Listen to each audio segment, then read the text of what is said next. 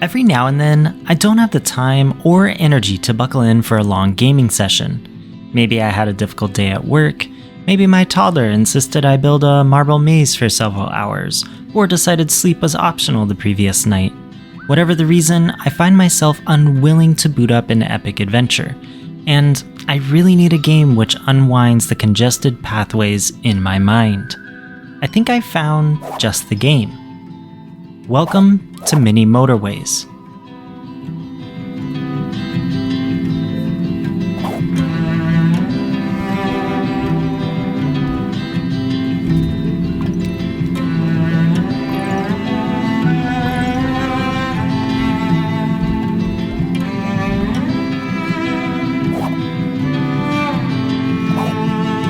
Developed by a New Zealand-based dinosaur polo club, Mini Motorways is the successful follow-up to Mini Metro, another excellent time unwinder.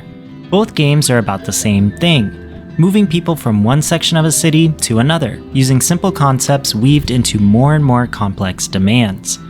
Like its predecessor, Mini Motorways doesn't fuss around with a ton of game modes or options outside of some accessibility tweaks, which is always something I like to see. After selecting play, the player picks a city they want and the commute commences. Every game begins the same way. A house and a nondescript building of a matching color occupy a zoomed-in version of the city map.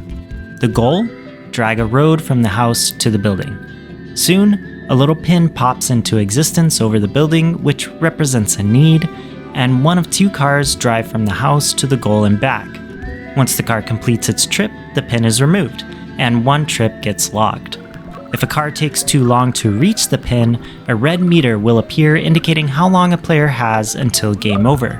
If a meter fills, the run ends, and it's back to the main menu. But, of course, the situation complicates as time ticks forward. More houses and buildings will appear, expanding the play area. Different colors arise to muck up smooth-running arterials, and perfectly planned prefectures begin to fall apart when unexpected structures apparate from nothing. Mini Motorways doesn't leave the player in a ditch, however. Besides building basic roads, additional street types and tools are afforded. Traffic lights and roundabouts can take high-traffic intersections from four-way stop hellscapes to vehicle-directing wonderkinds. Traffic lights are useful for tight spaces, such as near a building or highway, and roundabouts provide better flow, but take up more space than a standard intersection. Highways allow expediency to areas spread far apart or ones where congestion is high. I like to use them to connect outlying homes to tight spaces in the center of a city, or as a shortcut to avoid using up valuable road pieces. The only two remaining tools are bridges and tunnels. However, I think those are pretty self-explanatory, so I'm not going to discuss them. In the upper right corner of the screen is a clock stating the time and day of the week. When the week flips over, the player is given the choice to pick one of two supply chains.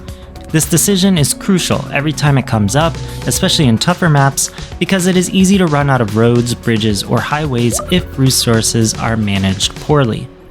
Using all these different street types and traffic instruments, as well as making wise decisions at the end of the week, takes practice. But unlike other games such as Returnal or Curse of the Dead Gods, failing in Mini Motorways generally isn't a big loss of time and energy. Sessions are fairly quick, and the pace of play is so laid back that losing feels more like a shrug than a gut punch. I never felt upset or disappointed when I closed the game due to a game over. I accepted things and moved on without much thought. I say that as a complete positive, as not many games can pull this off without becoming forgettable after a few sessions. This mellow attitude carries throughout the blueprints of Mini Motorways. The music and soundscape are appropriately sparse. The occasional honking horn is about all the player can expect beyond ambient roadway sounds and a synthy backdrop. A minimalist panache is obvious in its art style as well. Bright colors with contrasting borders lends itself to PC and mobile screens. There's really no negatives I can think of regarding its presentation. Mini Motorways is a clear evolution from Mini Metro, but in a lot of ways they are more similar than not. For me, that's not a bad thing. I've wasted dozens upon dozens of hours playing Mini Metro, and I don't foresee that being any different here. That said, if you enjoyed Dinosaur Polo Club's first outing, I don't see any reason you wouldn't enjoy this one. However, Because the two are so similar, I completely understand someone wanting to stick with the original and save the money.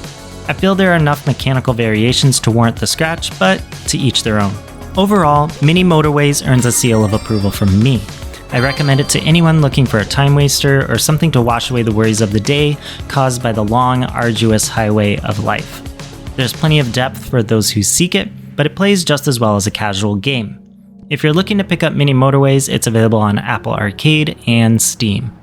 Thank you so much for watching. Please consider giving this video a like if you enjoyed it, and subscribe if you'd like to see more reviews like this one. Have yourself a good one.